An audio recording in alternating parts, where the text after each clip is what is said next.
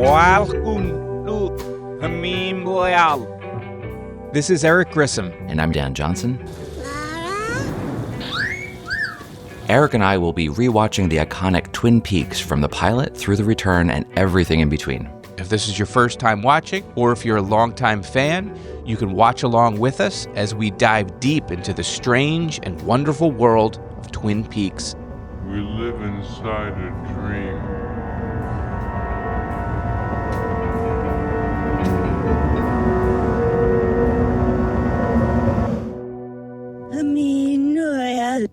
Welcome to another episode of Meanwhile. Meanwhile, what are we up to? We're up to Halloween is in the air. Halloween's being destroyed on my front lawn. First off, a couple of things. Why is Halloween candy impossible to know if you have enough? You simultaneously never have enough or you have too much. And it's freaking expensive. What are they putting in Snickers bars? You go to the counter, you got like 2 small bags of candy, it's like $50.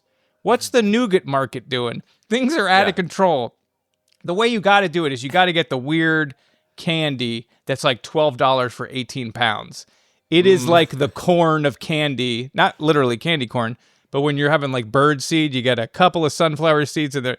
You got to mix it up. And then I started to get very sad thinking about the people who make the candy. And it's the weird candy, and they have one time a year where they're going to make money knowing it's just filler candy. Yeah. You know what I mean? That is sad. I started to get sad. I'm like, the family business, because some of the candy, it's like these weird names that you only see on Halloween. It's never on the shelf otherwise. And it's like they're all building up, and they know in their heart of hearts, they're losing to like Snickers. And you know Snickers is a dick. They're second choice. They're like fifth choice, but they're the ones you have to get. Eric, I mean, this is for the Grissom household the happiest time of year. Hasn't been happy because it's where I am in New Jersey. Weather fans, it's so windy and rainy. So our whole yard usually has like, we had a maze this year, like a very simple maze, but you would walk through with all the animatronics. I've moved it like 6 or 7 times. Have to take it down, bring it in. Like half of it's destroyed last night. It was like almost like a hurricane running through our yard today. So everything's in my garage, and it's supposed to rain all day and be windy tomorrow. Mostly windy all day tomorrow. It's going to be a mess. Are you just going to invite children into your garage tomorrow? The judge says I can't do that anymore. Not anymore. I had to sign a paper. 3 strikes and I'm out. That's too bad. No, we're not here to talk about Halloween, Dan. Although this is a pretty spooky episode, so I think it's actually very well timed. Yeah, it is. It feels right to have people in character, flashing lights. Although that's standard fare for Wyndham. I think at this point, dressing up is he had a particular look that we'll talk about that was not typical. We'll get to it. Yes, this is episode 28, season 2, episode 21. Now, when it was in German, when it first aired in Germany, it had no title. But then when it was rebroadcast, it was called The Night of Decision. Interesting. Okay. But then people started calling it Miss Twin Peaks, and that sort of stuck, and so it's called Miss Twin Peaks. You can call it The Night of Decision if you want, in the original German. Yeah, right. You have to say it in the original German, though. Yes. Now, it always sounds better. What I didn't mention was last week when we did Path to the Black Lodge, episode number 27. During the end credits, you got a little thing from Lucy. This is a Twin Peaks special announcement. The spine-tingling 2-hour season finale of Twin Peaks can be seen Monday, June 10th. We now return you to our regularly scheduled programs. She interrupted the end credits, her audio, to say that the season finale would be a 2-hour finale on Monday, June 10th. So both of these episodes, this episode and the one that's going to follow, played back-to-back on a Monday, June 10th.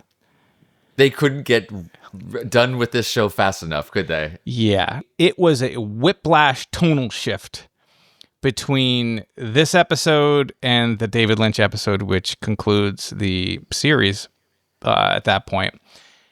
which I'll talk about more of that when we do the David Lynch one. But just to talk about the time change, right? So I said this was on Monday, June 10th. Pilot airs. This show, by the way, is also 1.5 seasons. So consider a show that's only going to run 1.5 seasons. Pilot's on Sunday at 9. Uh-huh. Yeah. Episode 1's Thursday at 9. The season 1 finale's Wednesday at 9. The season 2 premiere is Sunday at 9. Then the show switches to Saturday at 10. Then by episode 24, it's back to Thursday at 9. And now the last 2 episodes are on a Monday at 9. You know what's really good to keep an audience and grow it is to move it around keep moving and don't tell anyone. That's how you keep them on their toes. Yeah. If people really wanted to see it, they'd seek it out. So we got the diehards. Yeah. So unfortunately, this is the last time for viewers that they'll be watching this is that Monday. I remember it was a very exciting Monday, as we're going to get into. This show is written by Barry Pullman. We know Barry, he did episode 12, Arkad's Curse, episode 18, Mass Ball, and episode 24, Wounds and Scars, and this one. So he's written a lot of episodes, 4 episodes for they call him 4-episode Barry. Barry 4 times. We need to pull out. I don't know if we need somebody to pull that man over 4 times. Wait, that doesn't. No. That doesn't sound right. Or it sounds right. I don't know where. That's fine. No shame. Directed by Tim Hunter, who also did episode 4, One Arm Man, episode 16, Arbitrary Law, and this one. Oh, great. I'm actually a big fan of this episode. I think it's good. It's a change from Tim Hunter. All the Tim Hunter stuff that I complain about. What do I complain about, Dan? Tell me. Dutch angles. Oh, this is Dutch Angle Tim. Yes, that was the thing. I like Tim Hunter, but he always used a lot of the Dutch angles. And in this one, there aren't any. There's not one. I don't think there's Why a single is that? I'll tell you why. Because Tim Hunter did an interview with Twin Peaks Unwrapped, a book by Ben Durant and Byron Kozaska. And he talked about how the show had been canceled. Right? Everybody knows it's canceled. So the number of setups is really slowed down. So that's when the camera crews and the unions and stuff, they're determining how many shots. So they're not setting up a lot.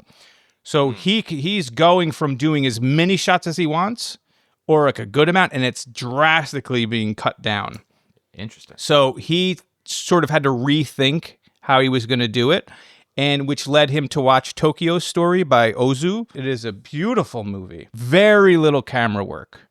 It's just about this family, and the camera sits with people. And there's not a lot of movement, but it's like a very moving movie. I absolutely love it. And so he took this whole minimalist approach.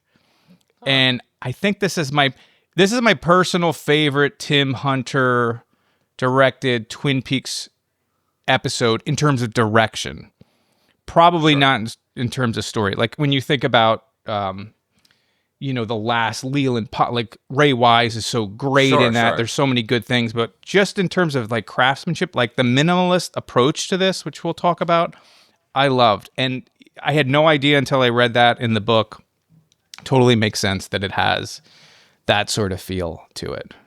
But yeah, that's it. I don't have anything else to say about that other than to get into it. I don't know about you, Dan.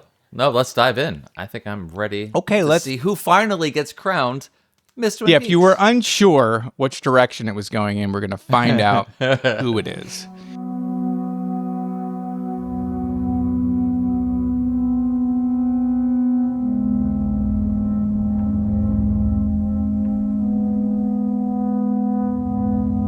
You see a connection between Bob and the Black Lodge?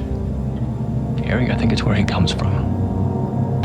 I think that the Black Lodge is what you have referred to in the past as the evil in these woods. If Wyndham Earl is seeking access to that, it is imperative that we find our way in before he does. There's a source of great power there, Harry, far beyond our ability to comprehend. Eureka!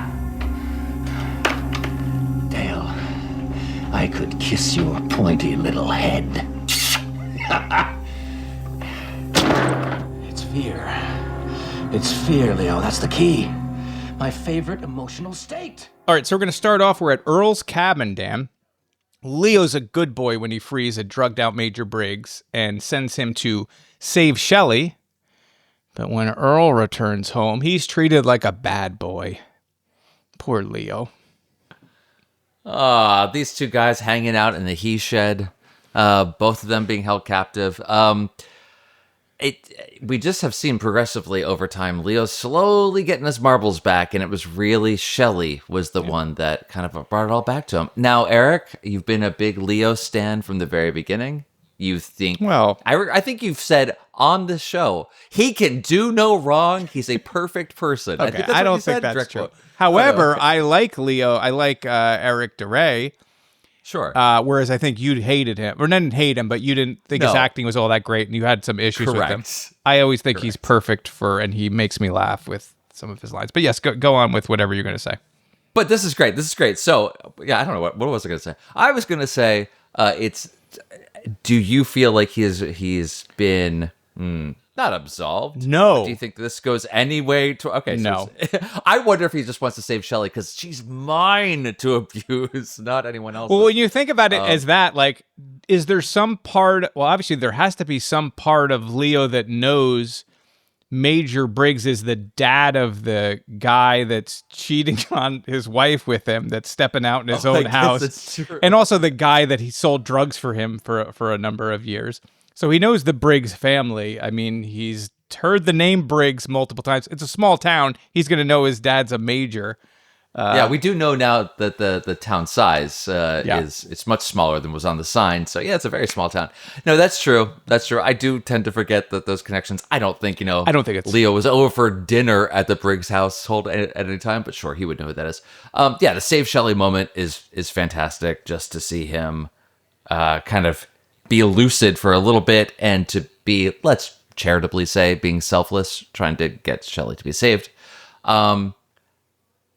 Briggs completely out of it. I forgot, I actually just didn't realize how much haloperidol he was drugged up on, because this is how much longer, at least the next day.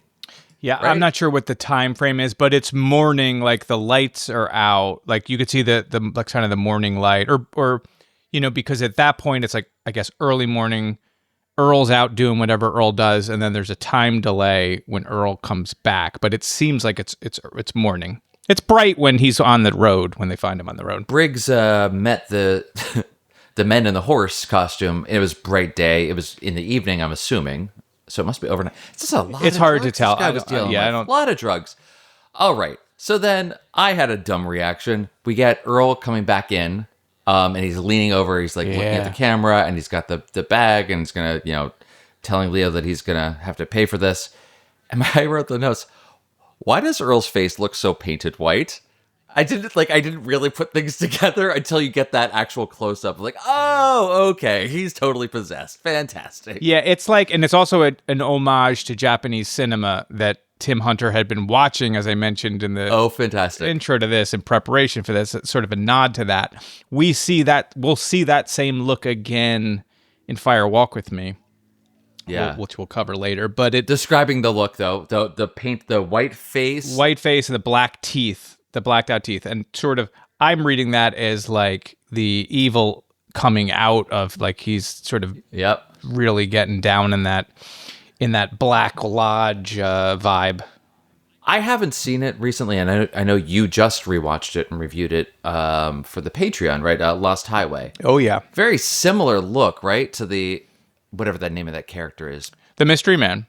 The Mystery Man, yeah. It just has that, I love that, even though this isn't necessarily Lynch directed, it still has that visual style to it. Yeah, the whitish face, not the black teeth, but the white face. Yeah. But I love it. It's just creepy and fantastic. But anyway, that's great. This was a great, oh man, this is going to be a really interesting episode. Something big's going to happen. So anyway, I was very excited about this. Eric, tell me what I missed. We talk about the minimalist, limited camera setups. You really have to budget your time wisely. And it was cool to see so much of this, the whole thing with the Major and Leo is like one master shot. Like there's no close-ups or anything. It just opens on Leo struggling to get the key, and it never cut. He doesn't. I don't think there may be like one close-up when he's unlocking the chains, but it holds for a long time, which is like an Ozu type thing. I like that. It gives it a nice mood to the whole thing, which is cool. I don't like you mentioned Leo being selfless. He does try to unlock himself first, but can't figure it out. For whatever reason, it's not working. So then he goes... The angle wasn't good. Yeah. The angle wasn't going. He gives him the old save Shelley thing, which is nice. The fade out from... We zoom in on... After the Major leaves, we zoom in on the Shelley card. And there's this fade to black, and then, it fades back in when Earl gets there, which is to, denote that there's a passage of time. It feels like there's a scene missing, like that you would have cut away to some other business, and then we would have come back with Earl coming back. The fact that it flows into one scene is just, seemed a little off, but maybe not in a bad way. I don't know if there was budget reasons, if they had scenes that they were cut, because we do get scenes that are cut. So maybe something would have been in there. I did not read the script. I love the white face. It's fantastic. And he's got stains on his shirt, which are wild. But this whole it's like coffee stains. He's just like a hot mess. The power and darkness consuming him, becoming him. He's got a burlap sack of spiders. Where did he purchase that? Man. Love it. I mean, I didn't know. We don't know that it's spiders. Not at this point, but yeah, we're gonna find out they're spiders. But for me, it was gonna catch you with my death bag. Sure. Was the thing that came to mind to me. So it was like, oh, this is just perfect. Does it start off with his face being like very pale and white, and it progresses though? Like when we see him again with the teeth, smart, or was it just like more of an impression because of the teeth? And was it gradual? From what I remember, his face is white. And then it cuts back to like Leo, I think. And then when it comes in, he like exposes his teeth. All black.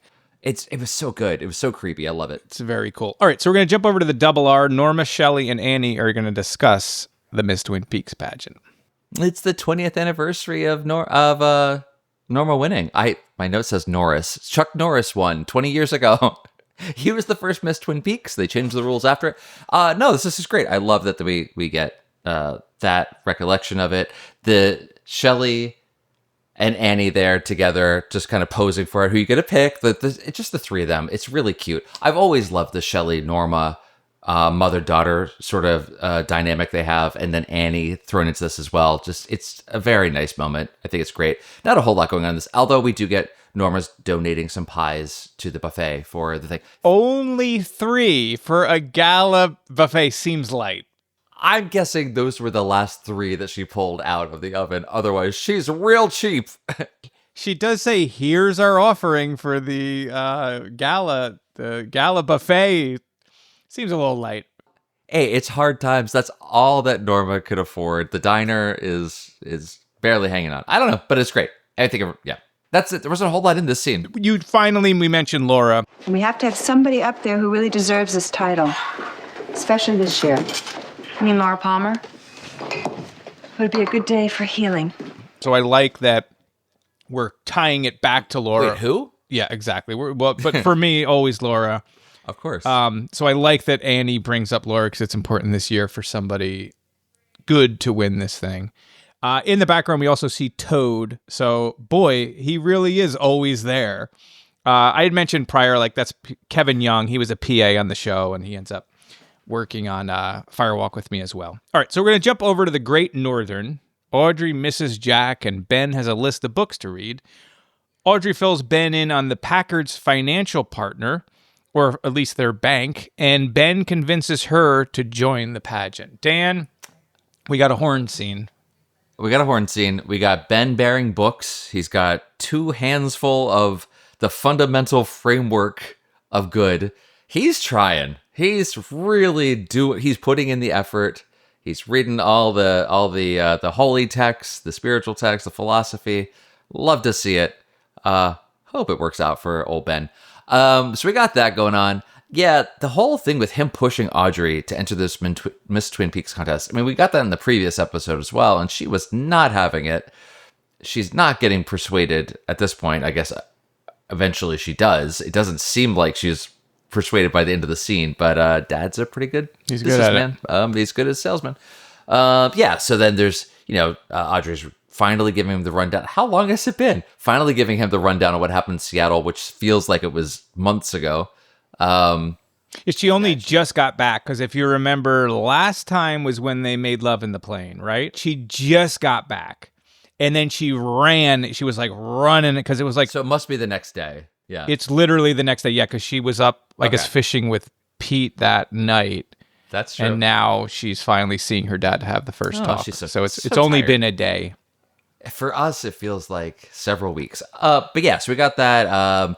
She found out who the financial institution is back in Ghostwood Estates, and that they're trying to keep a low profile because they don't want to have any bad PR. Yeah, the savings and here's loan. Ben. Ben's like, oh, then they're going to get some bad PR, which is fantastic. But so Ben is still trying to be good as a person, but still the businessman he's always been. So some things don't change. The pace of this episode is fast, but it doesn't feel fast. Like, we're moving scene to scene very quickly. And yet, because of the less shots, that staying on the masters, like even like the Norma and Shelley and Annie scene, there's not a lot of changes. And so a lot of stuff's happening. It's like we're already at the third scene. I feel, and that's like, it feels like 5 minutes real time has actually passed, but it doesn't feel rushed. This scene is interesting. First off, Audrey's dress is fantastic. Just to start off there. But there's so much growth with Ben in this exchange. Like, you have Audrey looking off as her dad is just rattling on about himself, all the spiritual books he's reading. She mentions his wide variety of belief systems. And she is just, here we go, like, I'm hurt. I've come back. He's in his own Ben universe. And she's looking off. And you watch Ben catches this. And he turns his attention to her. And that, him doing his own thing is something she's used to, but she's not used to this because he's a narcissist. And for anyone that's ever dealt with a narcissist, like, for him to turn his attention is a big, huge step, even if it's a baby step. And I just the fact that he stopped all of his things and gave her the time to talk about her broken heart or whatever. And the fact that he talks about how he understands a broken heart, and we're like, he's talking about Eileen Hayward. This is true. Right? Like, that whole thing is going on. Audrey says this line about, like, when they're talking about pain or whatever, she's like, it's the concentrate they make concentrate from. What? I don't know what that is. Yeah.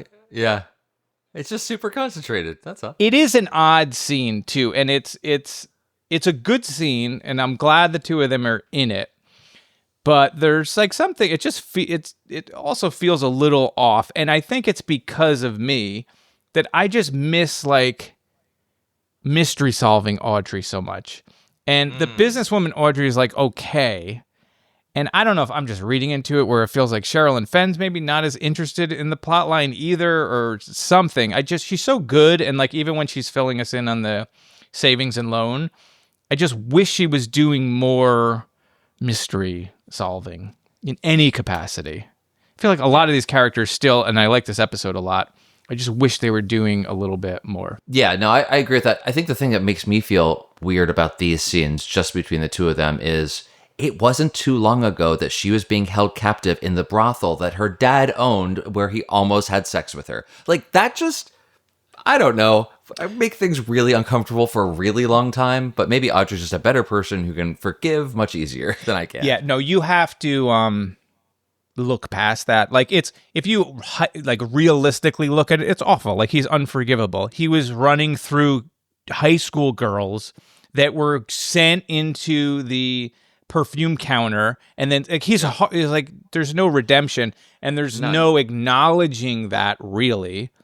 No. But I mean, I guess you can't do that in this show. That would just be, that would be the end of the story. You can't continue with him at all. Yes. And I understand people that hate him and say, how can you hate him? And I get it. And you're not wrong. Yeah. But seeing him talk to her and turn his attention away, I'm impressed by that. It's just always going to be in the back of my mind, especially when it's just the two of them in a scene together. It's just creepy. Anyway. He has a son that he ignores. He has a special needs son that gets no attention, and a wife that we only see. I was going to say the son for sure, but the wife? We hear her. We'll see her one more time. Okay. Oh, thank God. So we're going to jump over to the sheriff's station. Andy is deeply studying that petroglyph map. Cooper worries Earl is behind Briggs' disappearance, and he also theorizes that Bob is from the Black Lodge. Yeah, he's making a lot of logical leaps here. Andy, apparently not having slept, just standing at the board looking at the petroglyph, he says at one point, "Interesting." I just want, like, finally it does kind of pay off later eventually, but like how slow his gears turn in his mind. But he finally gets there. He grinds away slowly and he gets the solution.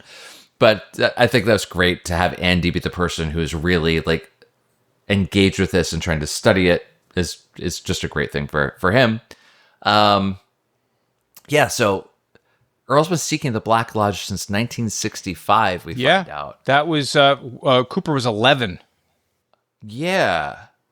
I guess I didn't realize the age difference was so wide. I mean, I guess it would be at least a decade, 15 years, something like that. So, yeah, I guess Cooper's only 30, 31 by now. So, I guess that's right.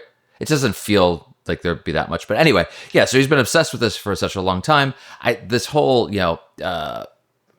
the fact that Cooper hadn't told Harry about what he saw at Josie's death totally makes sense. His explanation for that, the state that Harry was in rough shape. I don't think he could have even comprehended what Cooper would have been telling him.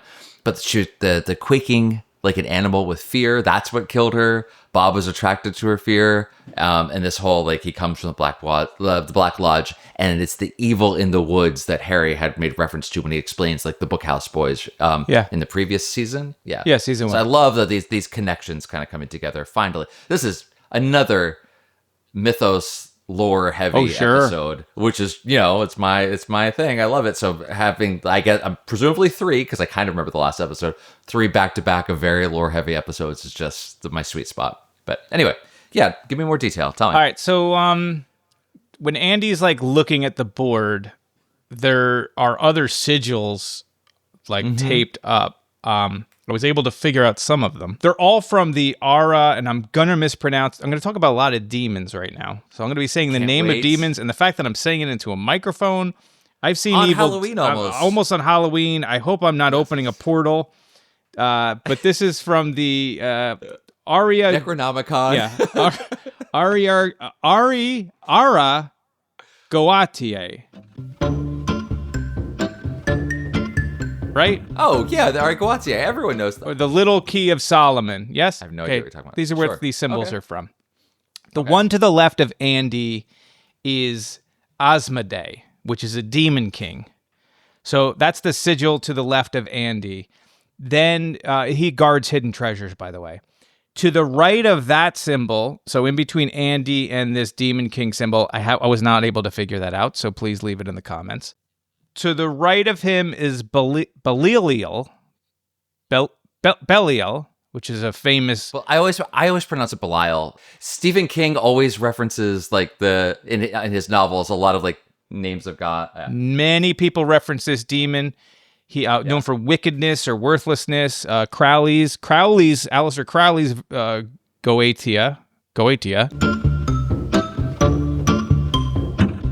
Goetia mentions him. He is one of 4 crown princes of hell. Now, behind Cooper, when you see the shot of Cooper and Harry talking, there's another sigil you can see. It's Astaroth, the great Duke of Hell. He gets demonized in the Bible. In the Magus by Francis Barrett, he is said to be one of the 9 princes of hell. Now, how many princes of hell are there? Are there 9 princes of hell? Or are there 4 princes of hell?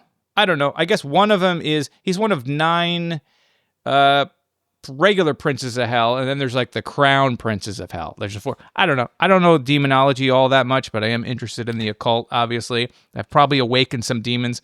I was able to figure those symbols out. So there's a lot of care put into the background stuff. I know Mark Frost heavily sort of looking into the occult aspects of this, as we talked about. We did the access guide to Twin Peaks. So here it is on full display. You talked about the quaking with fear, which, we mentioned. I do like when he's like, I didn't tell you, Harry, because you were a mess, essentially. And Earl's listening this whole time. So should we jump over to that, or you're on to something there? No, dude, I'm impressed that you were able to figure any of these out, because it's even on like this quality, better than broadcast at the time. It's still really hard to make out any of these. Yeah, I found some demon website. Like I found a demonology website because it's on the dark web. I'll tell you what I did though. I took a screen. If you can do this at home. I watched it on my computer. Yeah. I paused it. I took my phone out and I used the Google app, and then I used Google Lens on the symbol, and then I got the demon website that this guy talked about the symbol, and then I was able to look that up, and then I got a bunch of symbols, and then I was able to find the other ones in that list of symbols. So the one I couldn't find is like a circle or something. I don't know what. It almost looks like a clock, so it could be a clock. And there's also something else behind Harry that I could not make out. So I'm sure you could find a blog post that somebody on Reddit or whatever has figured out the ones that I couldn't, but it was cool to see that these are real things, and it's demon stuff. So we're getting into the dark arts. Good job. You're now a professional demonologist. I'm a demonologist. It's very exciting. So you and John Constantine. Yeah. All that stuff's cool. All right, so we're gonna jump over to Earl's cabin, who's been listening to this. He's also aware of this demonology. He listens in and he learns the one missing piece that he needed in his quest to access the Black Lodge. Fear, my boy. He leaves Leo with some friends before leaving to get his queen. Yeah, this is great. He knows that Fear's going to open the door, so he knows the place, he knows the time, which is a little bit more than our boys know just yet. The entire time that the way that this was set up, and maybe this plays into what you were talking about before of minimal setups and trying to keep the same camera positions, but we just get a lot of Earl talking to the camera from Leo's point of view. Yeah. And the entire time, I'm just like, oh, Leo's already dead, isn't he? I really thought he had already killed him, and he was just like messing around. But yeah, no, it's even worse. No, you got the Rube Goldberg pain trap. Yeah. That's the only thing. Like, you mentioned how we are kind of moving quickly from scene to scene. There's short scenes, stuff's packed into them, we're moving along. But that panning shot going up the twine, and it takes so long to pay off. It builds a lot of tension. I like it. And then it's spiders at the end. I was really hoping it was going to be like a blade or something. Like if he moves, it's going to break the thing. It's going to like slice him in half. Maybe that's just where my head's at. But the tarantula was good. Yeah, I like it. Yeah, I like the idea of it falling on his head. And a big cage of spiders. Who doesn't like that? That's pretty nice. We do get a chilling moment from Earl saying he hasn't been this excited since he punctured Caroline's aorta. Yes. And even the line before that, just because I'll jump on your line. Please. The time has come to gather my beloved queen and embark on our dark honeymoon. I just love that. Even just that first line, because again, it's tied to marriage and he killed his wife. And then he underlines it by saying, I haven't been this excited since I punctured Caroline. And he says Caroline, and we're going to get to how Cooper pronounces Carolyn a little bit later. Yeah, I noticed that too. Well, they just knew different parts of her in different ways. Or it's actually Carolyn, and Cooper's the only one that took the time to learn. Yeah. The time to actually... yeah, that could be. Yeah, no, that's it. I just had like this whole like, I just can't believe how much time they took with that trap. And that's fine. I'm glad you liked it. It could have been half that long and it would have been just as good. But yeah, I guess we got some murderous tarantulas waiting for Leo. Is he holding it? Like, what's the mechanism? Is he holding it in his mouth? Teeth. And if he lets it go, it's not like tied in, I'm just presuming. No. So once he let goes, that's what's so interesting about it. I love it. Okay. And you could replace the spiders with a blade or whatever. In my head, I have. But the idea that his own exhaustion is going to kill him and how horrifying that is. Like, that's great. That's the Earl promise. I like that. Yep. Better than him spending all of his evil energy setting up chess moves. Let's do this instead. Poor Leo had to sit there while he was like tacking in each of the little hooks to get the thing around. Like, what are you doing, buddy? Yep. Eventually with his box. But he didn't get shocked this time, so that's a small win for Leo. Win. Yep. I don't have much to say about this other than I like it. Earl now knows the place we mentioned. It's fear. And just when he talks about the night creatures at the edge of our nightmares because of fear, like this idea that these things like Bob or whatever exist in our world, and when we're having bad dreams, they're at the edge of those nightmares and they're drawn to that fear. And of course, and he talks about how perfect nature is in design and aspect. Yep. Just very cool. I mentioned the stains. You really get a shot of just how dirty his clothes are because he's just a disgusting person. All right, so we're going to jump over to the Roadhouse where Tim Pinkle is going to teach the contestants the pageant dance routine, and Norma puts together a score sheet, and Lana grabs Dick in the closet. What can't Tim Pinkle do? Yeah, we know that he's a taxidermist, a taxi driver communicator. Right, he doesn't drive just taxis. describes the road. He just describes the road to his brother. That's such a great detail. I love it. We got that. He sells home hospice care. So this guy, and he's seemingly this generation's Bob Fosse. Yes. So he's great.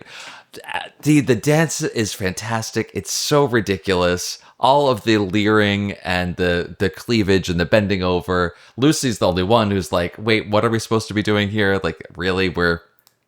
What is it about nature that we're supposed to be like personifying here? It's great. There's a lot of women in this too. Yeah. And you see this in the actual performance at the end during the Miss Twin Peaks contest. Some that were just completely resigned to the back row the entire time. But there's a lot of people vying for this. So Tim puts on a beautiful show. I love that. What a strange note. I don't know why I just found it so funny.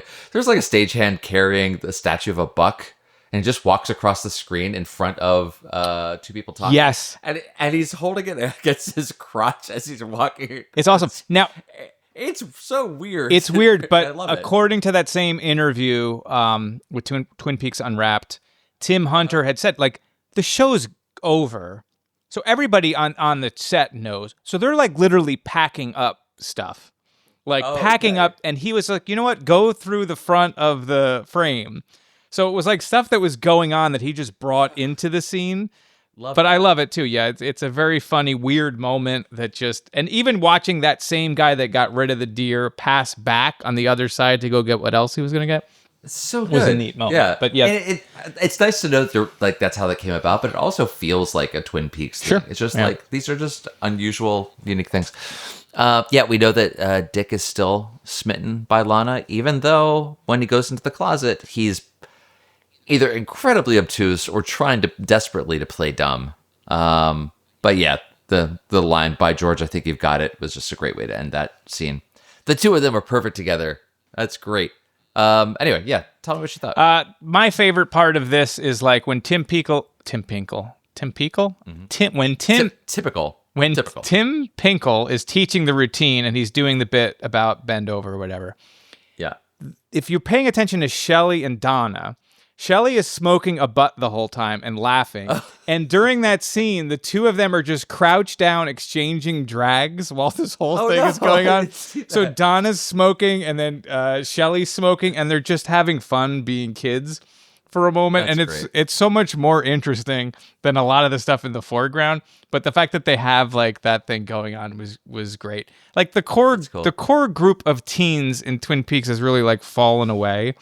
And I just wish we had more of them, and it was like a nice moment in the background, but it looked like they were having fun. Because Dawn is a part of this, but she's not really a part. You don't even get her speech. You don't really get much of her. She's sort of in the thing. Every once in a while, she pops up to do Who's My Daddy? But otherwise, she's not like really involved. So at least you get to see Lara Flynn Boyle do something. It's just weird because they were such a popular character. All of them were popular. Just felt like they dropped a lot of those women off. Anyway, jumping over to the Great Northern, it's 1:17 p.m. and Cooper has finished his second meditation, and he catches Diane up on the affairs of the day and helps Annie with her speech. Yeah, we got Dale meditating instead of sleeping, which he notes, which just makes me think of the autobiography with this experiment for how long he could go. So I love that he's keeping that practice. Really good. Well, all of us live at a fraction of our potential. So if we just give up sleep. That was literally my next note. Oh, okay. You got it. That's beautiful. No, he couldn't help. See, when he's not sleeping and he's just meditating, these insights come to him. This is the first we've had Dale talking to Diane in quite a long time. In a long time. That was on my note, too. I'm so glad. We've gotten less of this because I feel like he's less on a case. Yeah. I guess he's doing the. Well, he was the deputy for a while. So. He was the deputy for a while, but even like the Earl stuff, he's talking to Harry instead of Diane. But yeah, I miss it. Yeah. It's nice. It's a nice return to form for that. Because it's just so emblematic of the show. I was going to say iconic, but I don't say that word anymore. Okay. Let's see. The forest metaphor for Annie's past, the two of them talking. So Annie comes to the room and it just ends up being this. I like the scene. I love the two of them together. It just feels like they just slipped into metaphor together really quickly and just keep going with that for quite a while. They drove that metaphor right to the edge. Yeah. Yeah. Your forest is beautiful and peaceful. Part of it has been damaged. I tried to replant, nothing's taken root. Every forest has its shadow, which is a line I really like. And now then they finally go for it. They do, which is nice. Good for them. They make beautiful love. Beautiful, sweet. We've love. got a lot of fear going on, and here we have love happening. Yeah. Anyway, what else is going on? Well, I've talked about how he says Carolyn, whereas I have always said Caroline, and Earl's on my sides, and he was married to her. So I don't know if I'm mispronouncing. Should it be Carolyn? I think it's Caroline. I feel like every other character says Caroline except for Cooper. And maybe even other scenes with Cooper, he may also say Caroline. So is this I think it's the first time he said Carolyn, because it jumped out to both of us. He's mentioned her name numerous times before. It's never occurred to me, but it doesn't mean that he hasn't always been doing it. I think we would know. You talked about like the forest being people or whatever. It's great. I like when she says, I can see half my life's history in your face. And it's like, oh, is it her back half and all of her pain? Or is it the future that they're going to have together? And of course they make love, and we know, or we'll learn like fear is the key to the Black Lodge, and then love is the key to the White Lodge. So we're going to make some love.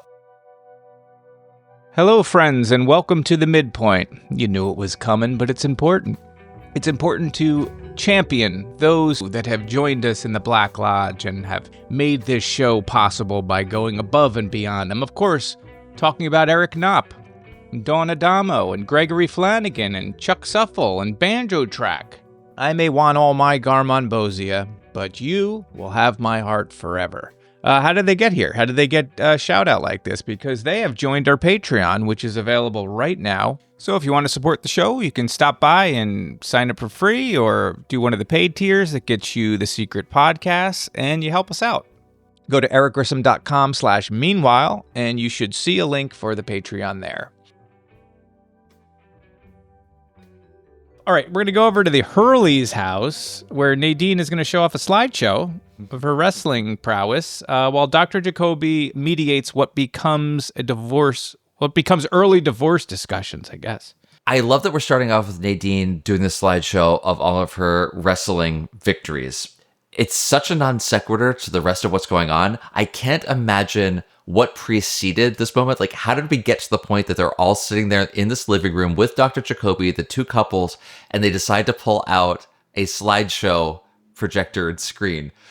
It boggles the mind, and I absolutely love it, but I love that we come into it as it's ending, and we get to just see the last little bits of that. Yeah, well, so wild. Based on how mad Norma looks, or how irritated she is at for a while. It's been going for a while, and who knows what led to it. She's not looking happy. Right. She's like, I do have things to do. She's still got that scorecard to make. Yeah, so we get all of this. Jacoby's just really running a group session here. I don't know, man. He's trying, but like this whole thing of just, we got to let her psychosis run its course. It's like the, don't wake up a sleepwalker sort of thing. Man, it's a lot. This has been a real long time. I like that Nadine is worried a little bit. She has this moment of vulnerability, just worried that she's so happy with Mike that she's worried that Ed's going to be sad. So when Ed tells Nadine that he and Norma are going to get married, by the way, Mazel Tov, thank God. This is fantastic.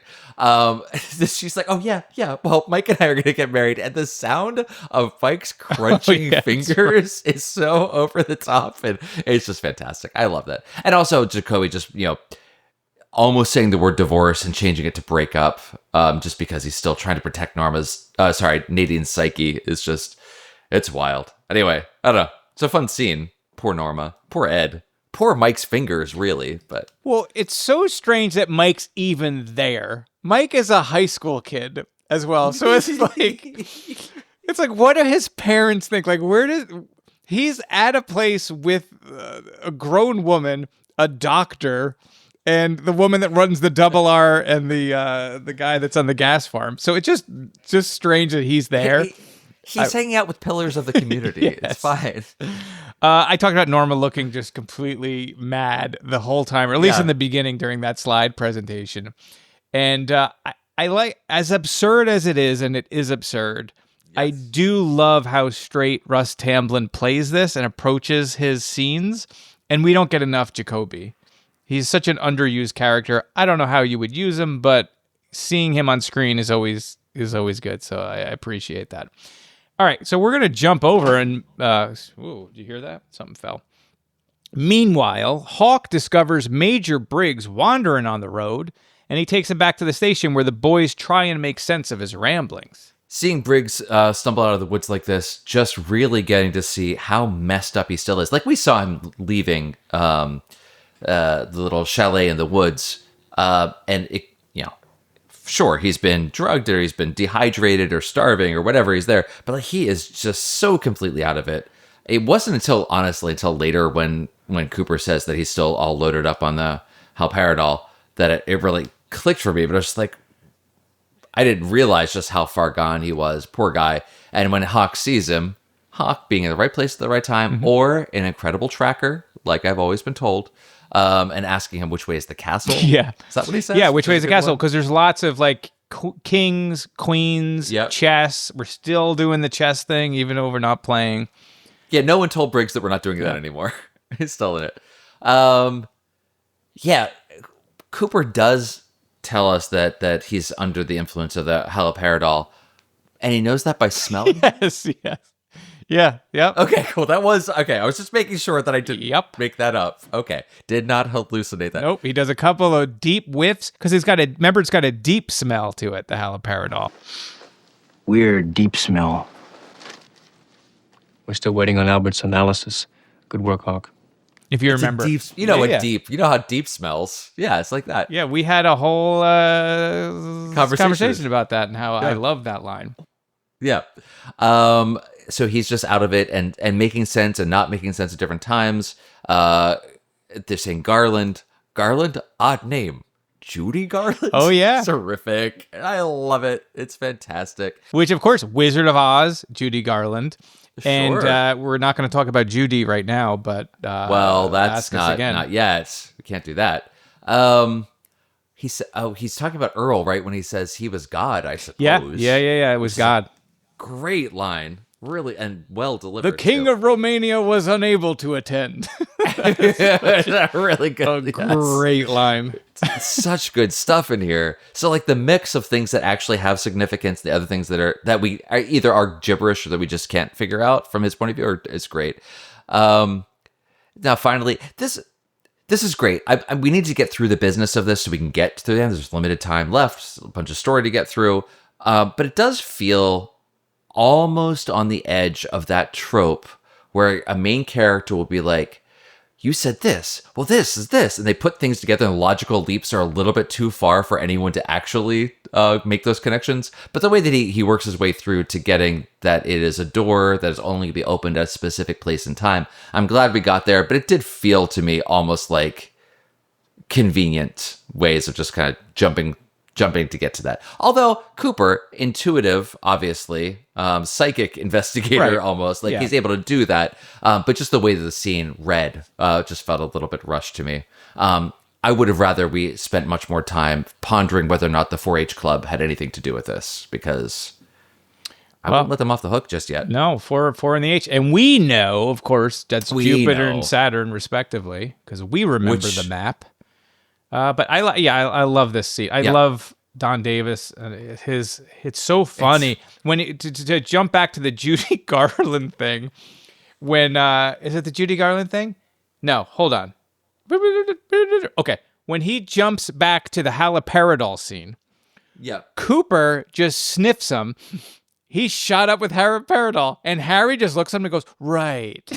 He just accepts the fact that he sniffs him a couple times. Like Harry's from where he started to where he is now is just fantastic. That's true.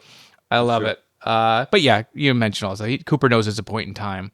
We don't know at this point. They're lost though. They don't know when. They don't know where. They're in trouble. They just know they're running out of time. So speaking of trouble, we're going to jump over to the Blue Pine Lodge where Pete and Andrew are having trouble getting that darn box open. But then they get it open and they find a key.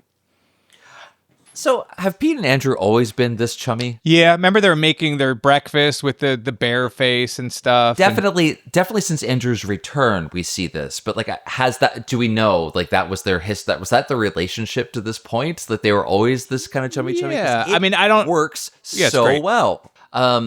Andrew shooting the box is fantastic. I don't know what caliber handgun that is, but the way that it rips through the metal like that is pretty bananas, considering the small hole that it leaves in the wood bar behind it. Their approach is bananas, though. If the vice worked, they destroy what was ever in it, and then they're shooting at it. What if it was like a Fabergé egg, or like who knows, like some piece of delicate stamp? You know, who knows what stamp? I don't know, but yeah, go on. Sure. Yes, he was a stamp collector. This is how he protected the rarest of all stamps. Then we get a key at the end. I love that Catherine is like, sure, we trust each other. Yeah. We'll just put it here where everyone can see it. I love that. The pie. It's fantastic. And she's just sitting there drinking coffee the whole time while the two of them are sweating it out. In like a gold zippered tracksuit, whatever she was wearing. She looks fantastic. Was great. And I like the Treasure of the Sierra Madre thing that they got going on. That's a film where three people like find gold and then they're go after each other over the who's going to get the prize. No one trusts each other. It's that. Yeah. All right, jumping over to the Haywards, Donna confronts her mother about Ben Horn, but she's not going to get any answers. Donna is just so sulky in this. She's got a great dress.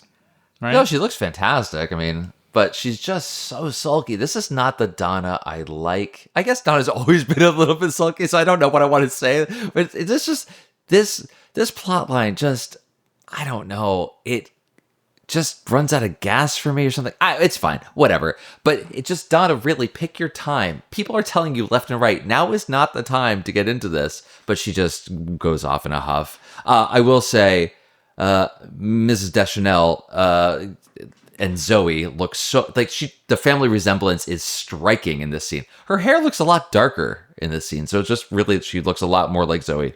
Yes. Anyway, small note, but those eyes, those Deschanel eyes. Anyway, that's all.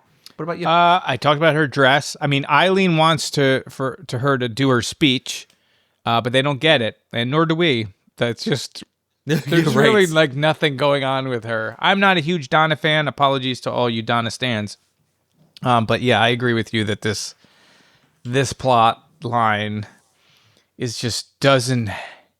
It could have been good because we had Audrey and Donna together, kind of doing that, like going into the back walls, and like it could have gone somewhere interesting, but it was so obvious where it was leading, and it doesn't go. I feel like it would be better if we spent even more than half a scene with Donna. It's like she's hardly in it. So you can't sit with her like struggling with finding out her dad's not really her dad. You get like these little moments like later when she confronts Ben. Or previously when she was in the attic, which was great. Yeah. Right. You get these very short scenes, but she has no James. She doesn't really have any characters to bounce off of her. Or, you know what I mean? Like you can't see her and how she treats people and how she's different, or like there's no growth. It's almost like she's in her own show that only stars her. And everything else is going on.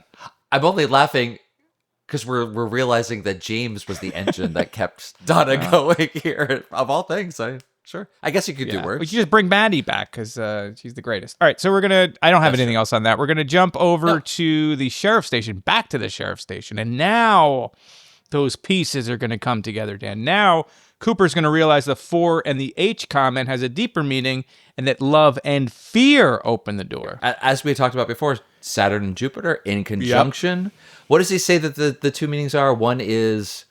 well, there's conjunction, there's a big shifts in power and influence, and I think Jupiter expands and Saturn contracts, or vice versa. It's one or the other. But yeah, these big shifts in power and influence that happen with the conjunction. And we talked about the petroglyphs, the conjunction symbol, Jupiter and Saturn. So here it is for you. Conjunction junction. Here it comes. We got fear and love. Open the doors. 2 doors, 2 lodges. Doesn't Harry ask him, how did you figure that out? And Dale's, I don't know. It just occurred to him or something. Yeah. It felt like the right thing to say. Is it Briggs that says protect the queen? Yeah.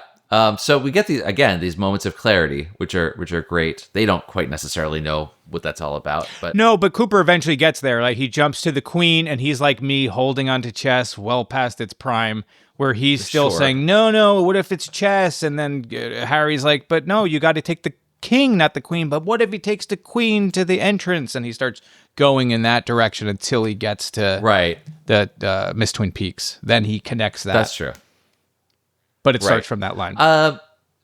Then we get Andy. This I hate this. Like, Andy is... If Andy's so excited about something and he thinks it's really important, Andy's normally a very quiet person. Like, listen to Andy. I know he's interrupting Dale in his I don't know, Zen state, his flow state, where he's kind of putting these pieces together. But I hate that. We're just like, not now. You know, Andy, please. Like a really important thing. I just hate that trope so much. But anyway, it's fine. We do get Andy knocking over the plant with the bugs. They finally realize all along that they've been working in essence for Earl. It wasn't from Josie. Shocker. But I just wrote on my note, what does Andy know? I just want to know what he knows. But anyway, that's it. Tell me what I missed here. So Jupiter and Saturn, we talk about being conjunction, big shifts of power, explosive change. The next one, for those following along at home, is going to be November 4th, 2040. So pack a lunch. It's going to be a while. Oh. The last one was December 21st, 2020. So I feel like maybe we should have did the podcast then. We should and then we could have done it during Jupiter and Saturn conjunction. But yeah. Okay, a couple of little things. They talk about this thing being has to be precisely the right time. And then he's like, well, when's the next one happen? And he's like, according to the ephemeris, it's January to June. That seems like a pretty long range of time. Yeah, well, you got plenty of time. In the scheme of eons of this planet, that's pretty precise. Now, from what I've said, that's not true. Like, it would be like what I'm saying, November 4th. It would be a precise time. But I guess they're like, okay, whatever. It's just in this range. They probably forgotten at what point the show's supposed to be taking place.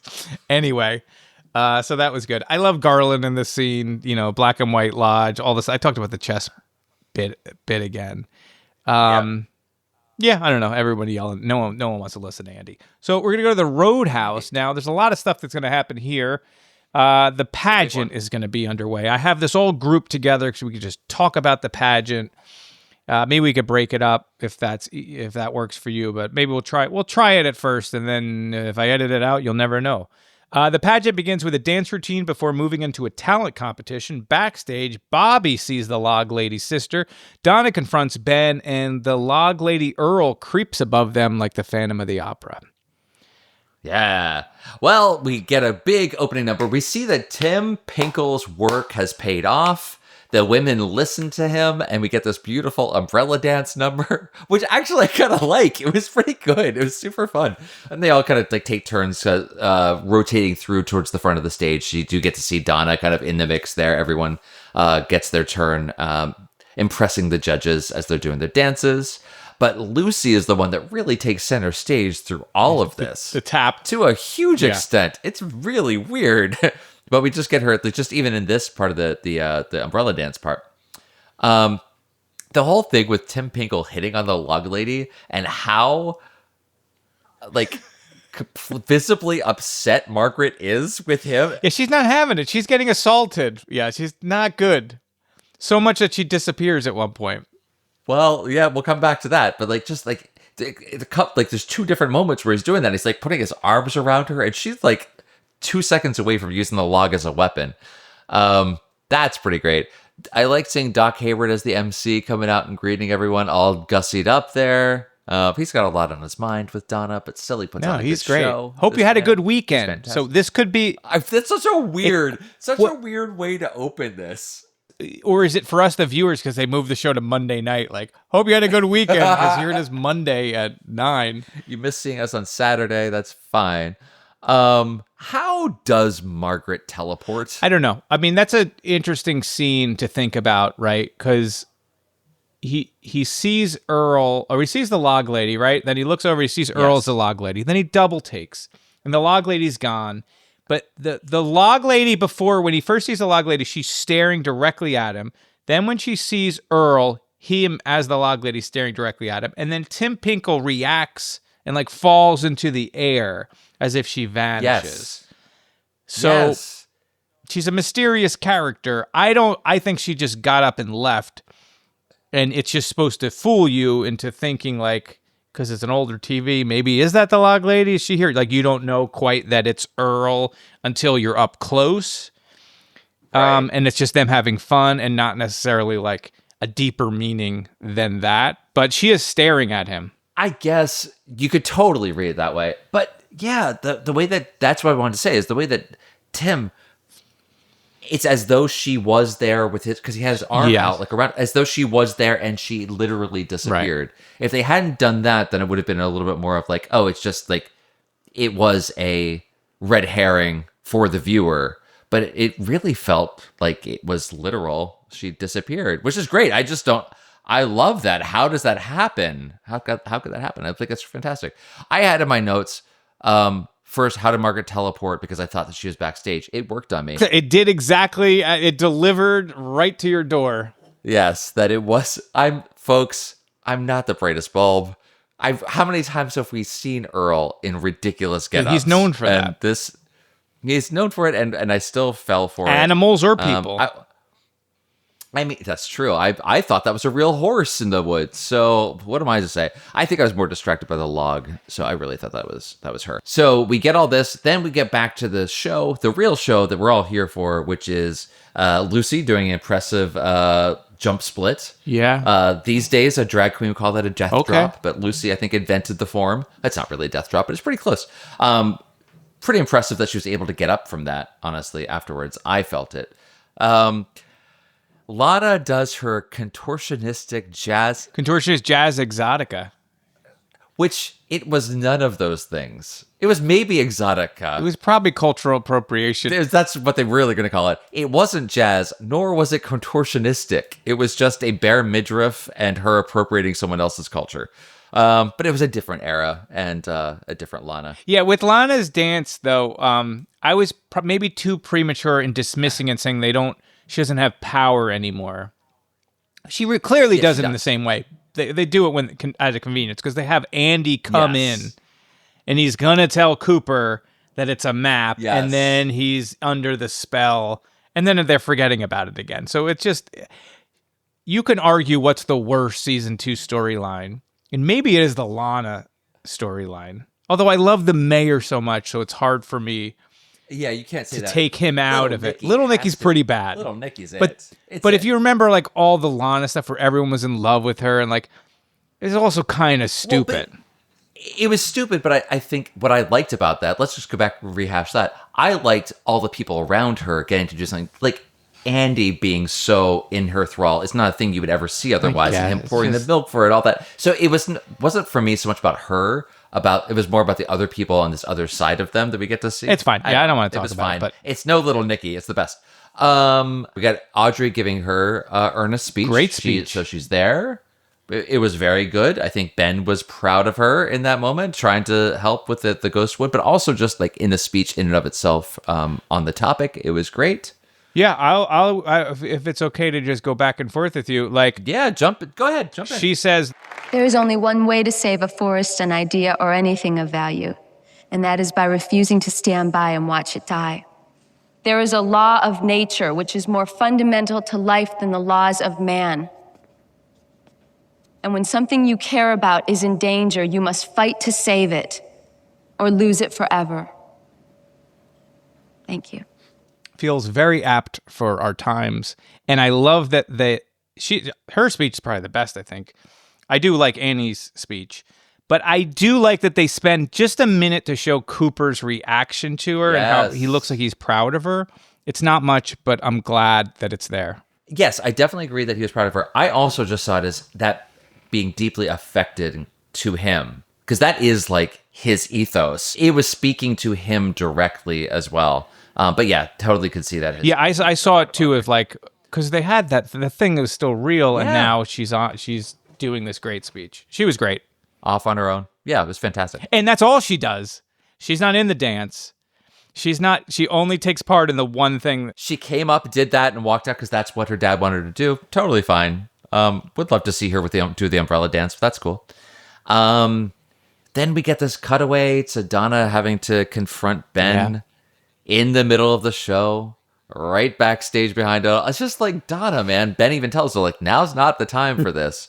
And it's 30 seconds and it's over. It's like, you're my dad? All right, cool. And she storms off. I don't know. It just doesn't pay off. Yeah, I like this scene. I like this scene for Ben because he genuinely doesn't know what to do. Like, he's confronted and he's confused because he knows to be honest is the right thing to do, but honesty will destroy her world and her parents. And it's like an ethical crisis in like teaching an AI like how to feel. Like, he's like a sociopath that doesn't have any real emotions. So he's trying his best to do the right thing. And I do think her performance when she says, "You're my father," and she walks away is pretty good. I think as far as her acting. I never felt her performances. I just didn't like that. Well, I am not always a huge fan of her performances, especially when we get to the next episode. But yeah, I don't know. I agree with you for the most part. It's just like, again, it's all her stuff. It's almost like they only have her for like 15 minutes and they got to shoot all of her stuff and then she's not on set. I don't know if that's the case, but everything. We have to do 3 episodes worth of stuff all in one, back to back, get it out. Then we do get Annie's speech. It was a good speech. I don't think it was the best, but that is what Dick cites later as the reason why he voted for her. I do like our dead never forget the beautiful world that gave them being. Chief Seattle's famous 1854 speech. New warriors, mystic warriors who love the earth. Count me among your flock. I'll be a mystic warrior. Be looking at those sigils and stuff. Listening to T-Rex, getting into the occult. I'm down. Saving the earth. This is definitely Annie and Cooper put the speech together. Yeah. Well, like, after this is probably pillow talk. Afterwards, they were coming taking notes and coming up with the speech, because it does feel very much like Cooper as well. So I do like that. Or it feels like Cooper because the two of them are meant to be. Right. Or it feels like, I would say, it feels like Annie, and we're just getting to meet her. Yeah, okay. No. What else? I didn't realize the Roadhouse had such extensive catwalks and fly space at the top of it that Earl could skulk around like that. But I mean, I guess Julie Cruz performs there. We got big names coming through. You need a big performance space. It's good. He's got plenty of room for him up there to do his shenanigans. I kind of jumped in on all the points. The only thing that I would say is it just feels like a real talent show. Like, it has the feel of like an ABC 90s sitcom big episode. Like, it's like a big to do. It almost feels like a special that you would get on, like the whole song and dance. The set is beautiful. The trees that they have like all around is just fantastic. I love, as corny as it is, like the whole show is enjoyable. I found it to be a good time. Oh, I guess I got to point out every once in a while when I see an extra really doing good work. When they first start and they're doing the umbrella twirling, you see the 3 judges, and behind them there's an extra bopping hard to the music. He is just going up and down like nobody's business. Buddy, I saw you. If you're wondering if someone's going to see you in this scene, I saw you. So this one goes out to you. What else? I think that's it. Double takes. Bobby gets knocked out. Did we talk about that? Oh, yeah. No. So is this this is it for Bobby in this entire episode? Right? Yeah. So he's. And here's the thing. Is Bobby checking out those Great Northern waitresses when they're coming in? Yes. Yes. But come on, give me the Major's vision of him. I got to hold on to that. You know, he sees the log lady too, and he just goes, small town, man. Like, just whatever. But anyway, he gets knocked out. So he's out cold until the next episode. So you won't see him again. He says that line about so would you bring your whole family, thinking it's like the log lady's sister or relative of some fashion. Right. Oh, another general question. We know Earl is a dangerous person. We know Cooper's like, I want guards on whoever wins this contest. Why not postpone the contest until after the conjunction? Like, they could just stop. They're the police. Cooper could literally be like, listen, there's a lunatic. He's killed 2 drifters. We're going to cancel the contest so there's no queen. But it's the 20th anniversary of Twin Peaks. I guess you're right. It's the 20th anniversary of Norma winning. But anyway, whatever. It's fine. They can't cancel the contest. It also, yes, it's the 20th anniversary of her winning, but it also said the 20th anniversary of Twin Peaks. She won the first one. Is that what it said? I don't even remember. Because there's a banner at the top that was like, she's probably the first one. Whatever. She's the first Miss Twin Peaks. Yeah, then. which is pretty great. Yeah, look at All that. right, I like that a lot. All right, so now everybody's been waiting this entire time for where this builds. This whole thing is building to one moment. The tension is, you're like, we've been waiting to find out who the dad is. And Lucy picks Andy over Dick to be the father of her baby. And Dick does not care. And it's like everybody wins in that scenario. So I guess it's the best possible outcome. Andy can't stay because he has to find Cooper. Andy is crowned the winner. Earl throws the lights and all hell breaks loose. When the lights come back, Andy's gone. And Andy tells Cooper the petroglyph is a map. Whoo! Lucy. Yeah, really, let's just stick for a few minutes and really talk about this dynamic between Lucy, Andy, and Dick, because I don't think we've talked about it enough. I love just how Dick doesn't care. He's so happy. It's terrific. He's so happy. It's terrific. Well, yes, he is happy, but it's also just like literally just it's as though he's completely forgotten about it. And then Lucy is like pissed off that he doesn't care until Andy is like, this is great, Lucy. And then she's all happy about that, which is cool. But now he's like, I can't stay and talk to you because I have to go find Cooper. They've been in the same room for what must be an hour. Well, he had to watch it's a those very speeches. small room. Everybody was moved by Andy's speech. Yeah, he didn't want to interrupt the show, I guess. But it's just like has this on again, off again, haphazard looking for Cooper. But like right now, I've got to go. Anyway, that's fine. The look of fear on Cooper's face when Annie's name is announced as the winner. I love that moment. Like he's also clapping, like angry clapping. Yeah, it's like he knows the dangers there. Yeah. But is he also like proud that she won too? Like he's but, almost like, in really shock as well. Yeah, terrified. Yeah, definitely he's in shock. For sure. Then we get the strobe lights, and this place is sorry.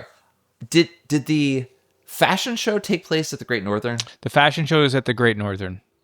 Oh, okay. I was gonna say this is the second time we've had chaos. Yeah, in this place, afterwards, but no. Okay, that was just a different scene entirely.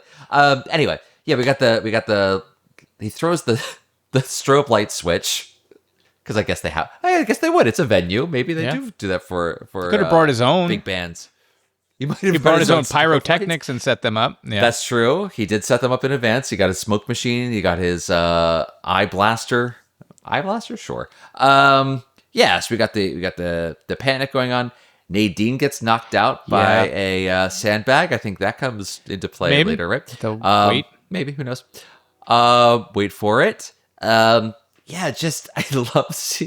really do love seeing Earl running around in Margaret Lanterman drag is just fantastic. Like that would be my Halloween costume. Not the log lady, but Wyndham Earl dressed up as the log lady. That's perfect. But especially like the maniacal grin he has in the strobe light, which everything looks like bonkers and scary. It's so good. He pulls out that big radio controlled device to hit the button as Earl's coming up, and the big flash goes off, blinding him. So he's able to make his escape. Annie is kind of led off stage by someone.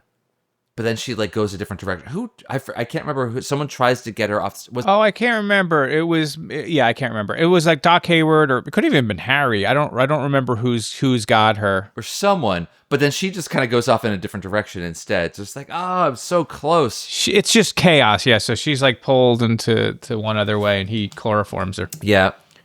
Yes, he sure does.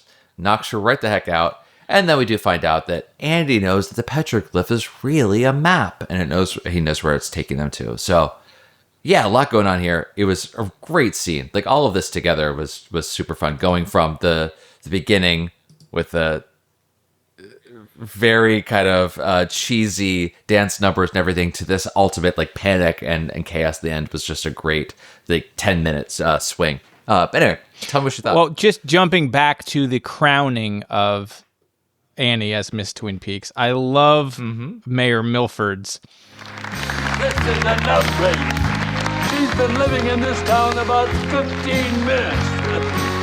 And what the hell? She's been living in this town for about 15 minutes, which is funny given the show and the fact that Heather Graham is a recent addition to the show. So it's sort of like a meta commentary on that whole thing. Power getting cut, that's Earl's specialty, right? How many times has he cut the power in something?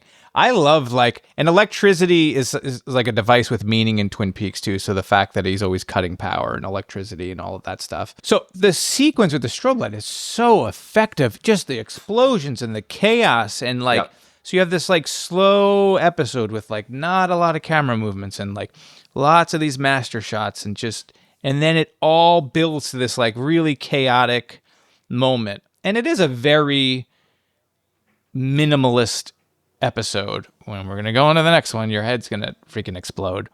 But he does a really good job, I feel like, of like completely setting the table for everything that needs to be done. Every piece that needs to be lined up in a certain spot is happening in this, which I really like. And, when he sees Earl, like Cooper can eyeball Earl much better than you can.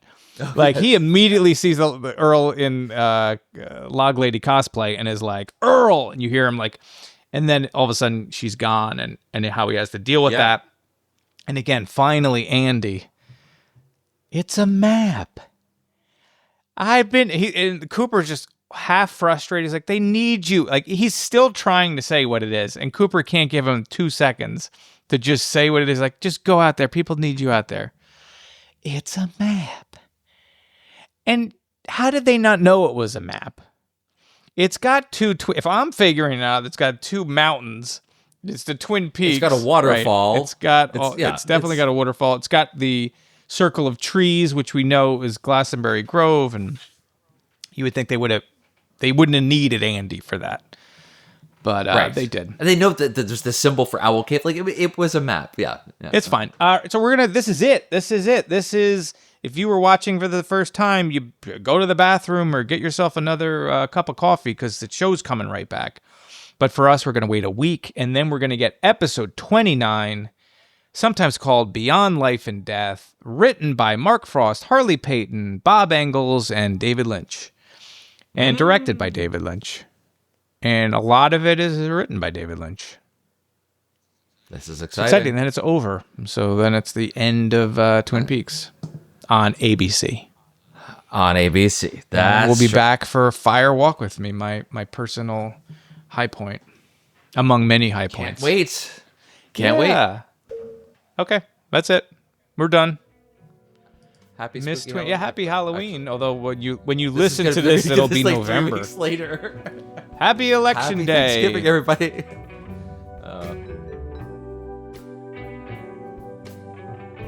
Thank you for listening to the Meanwhile podcast with Dan Johnson and Eric Grissom. If you would like to support the Meanwhile podcast, join our Patreon. It's available right now. You can sign up, and for just a few dollars a month, you can keep this show going, and you can get access to some exclusive podcasts and some secret stuff that you're not going to find anywhere else. So if you'd like to join, go to ericgrissom.com/meanwhile and look for the Patreon link. If you like our show, please consider rating and reviewing the podcast on Apple Podcasts, Spotify, or wherever you're hearing this now. Meanwhile is produced by Eric Grissom and Where's My Robots? The Meanwhile theme song is written and performed by Paul Finn and Evening Pines. If you want to let us know what you thought of the show, you can reach Dan at danjnj.com, both on the web and on Blue Sky. Eric can be found on Blue Sky at ericgrissom.com, which is also his website. It's also me, right? That's weird. We'll see you again, and in the meantime, be good. Listen to the sounds. Meanwhile.